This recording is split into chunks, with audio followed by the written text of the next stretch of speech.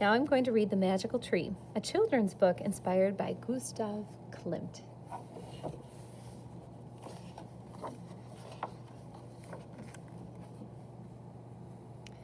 Dajil turned around.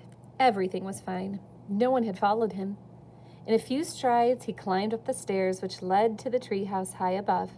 No one could know that he was going to visit Minoa, or else he would get into trouble.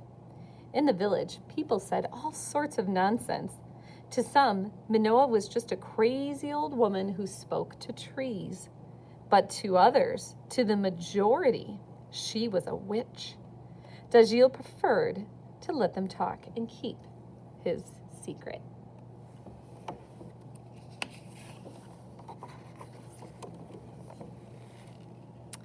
Minoa was sitting in the center of her treehouse. She greeted Dajil. "Today, my boy, I have chosen the box. I believe that you are ready." Usually, Dajil would pick out a box randomly among all the colorful ones that covered the walls of the treehouse. He would extract a seed from it, hand it to Minoa, and the woman would begin her story. She would speak of the country from which the seed had come, draw the tree that had produced it, and explain the virtues of the tree's fruits. But on this particular morning, Minoa herself handed him a box. It was white, a little bigger than the others, and Dajil had never seen it before. "Take it and open it, Dajil." Minoa's voice trembled with emotion. Inside the box, there was a seed as big as a fist and as shiny as gold. "How beautiful it is," cried Dajil. "Where does it come from?" "The seed is a mystery. I found it in the desert, but its tree cannot be found anywhere. The tree exists only in this one and unique seed." "Why have you not planted it then?" asked Dajil, intrigued. You can't see the box. There it is. "As long as the tree is in the seed, it is safe from harm. But as soon as it sprouts, it will become vulnerable. This seed is precious and must be protected. I am too old now. Take it. It's yours. Now you will be the guardian of the unique tree."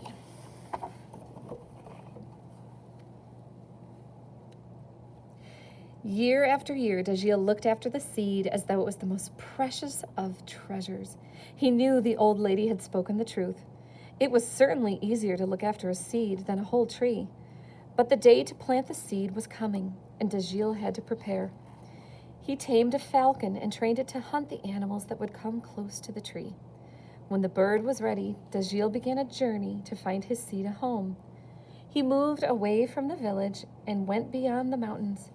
He felt the unique tree should be protected from the curiosity of people.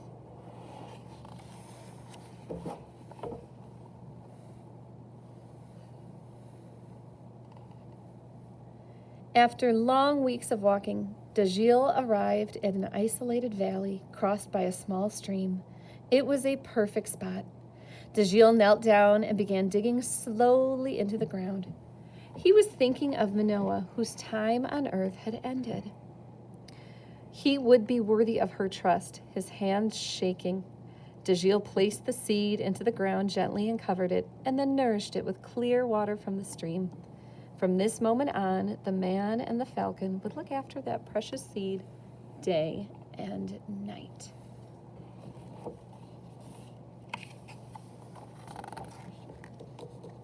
The tree grew in an extraordinary manner.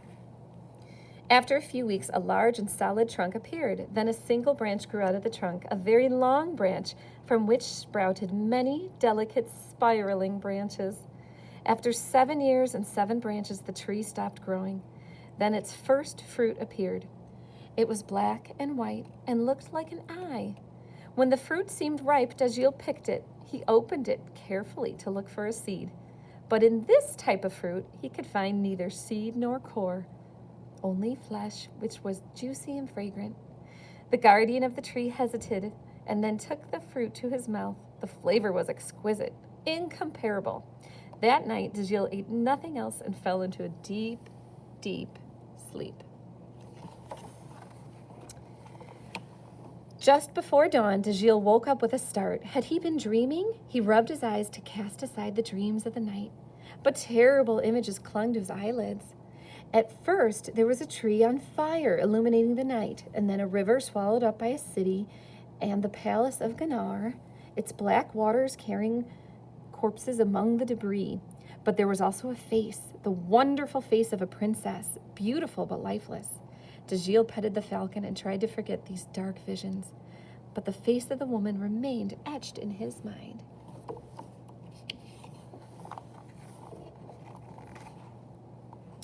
The next night, a violent storm awoke Dajil. With a great crash, lightning struck an oak tree below. When he saw the tree catch fire, Dajil felt astounded. This tree was the same one he saw in his dream. Dajil was amazed, and now he understood his own tree's secret. The first fruit of the unique tree allowed you to see across time. Dajil had dreamed the future. Then he thought of the palace of Ganar drowning in the Black River. He must warn King Argo and prevent the disaster. So Dajil had his falcon carry a message directly to the king. Only the bird could make it there in time. King Argo greeted the falcon with curiosity and read the message carefully. A strange man, probably a madman, had predicted that all of Ganar would soon drown. But Argo was a wise ruler. For the sake of prudence, he sent guards to inspect the river. They returned urgently to raise the alarm. The dike was about to collapse. All the men in Ganar worked together to keep the river behind its dikes. Thanks to their effort and to the mysterious messenger, the city was saved.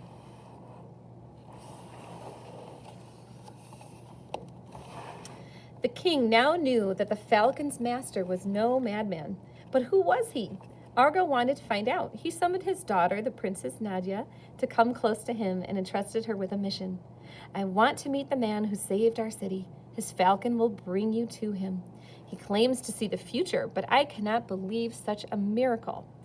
Will you leave at dawn with your servant? But you will go on foot while your servant will ride your horse.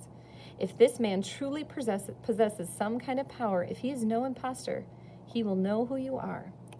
Then and only then will you be able to show him the gratitude of King Argo and his people.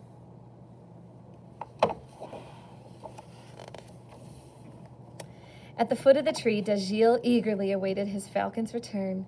When he finally spotted the bird, he noticed it was followed by two men. The first rode a white horse carried by wealthy ornaments of gold. The second became barefoot, her hair blowing in the wind, and it was she who made Dajil's heart leap. The princess had survived. She was even more beautiful than in his dream. Dajil fell down on his knees in front of her. In silence, he thanked the tree and its fruits for having saved her life. Look at me, said the woman. Dajil lifted his head. Nadia smiled. So it seems after all that you are not a liar. You can truly see what others do not. She leaned down towards Dajil and raised him up and held him in her arms.